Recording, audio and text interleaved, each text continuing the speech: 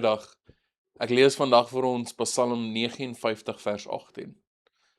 My sterkte, ek wil U besing. Ja, God is my toevlugsoord.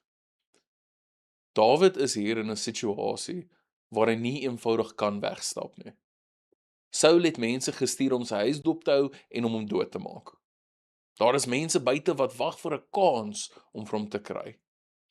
Hy weet dat hulle hom dophou, dat hulle oor hom praat en dat hulle bereid is om geweld te gebruik. Dit is daarom verstaanbaar dat Dawid sy eerste woorde 'n roep om hulp is. Red my van my vyande, my God. Hy probeer nie om die situasie kleiner te maak as wat dit is nie. Hy weet wat teen hom staan. Hy weet ook dat hy homself nie uit hierdie situasie kan red nie. Maar soos die Psalm aangaan, begin iets te verander. Dawid kyk nie meer net na die mense wat hom bedreig nie. Hy begin weer kyk na die een na wie hy kan vlug. In vers 10 sê hy, my sterkte aan U wil ek vashou. Ja, God is my toevlugsoord. Dis 'n belangrike verskil. Die gevaar het nog nie noodwendig verdwyn nie.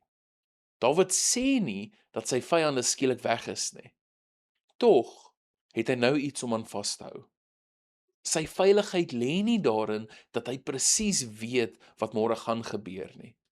Dit lê daarin dat hy weet wie God is. Later herhaal hy dit weer. Maar ek sing van U krag. In die môre jubel ek oor U troue liefde.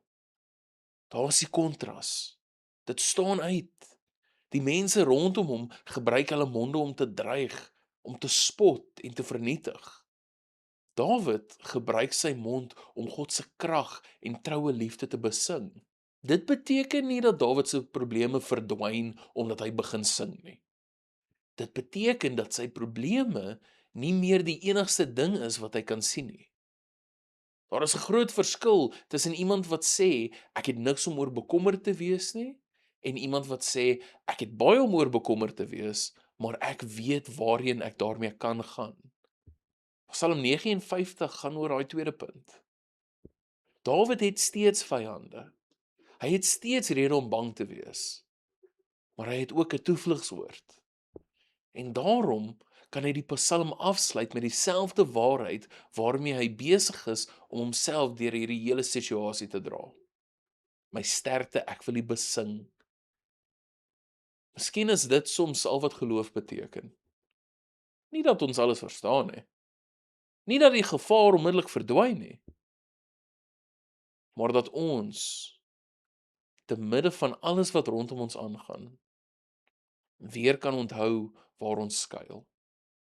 Here, my sterkte. Dankie dat U ons toevlugsoord is wanneer die lewe oorweldigend lyk. Help ons om nie net na ons probleme te kyk nie, maar ook na U. Gee ons vrede, moed en vertroue op U te bly steun. Amen.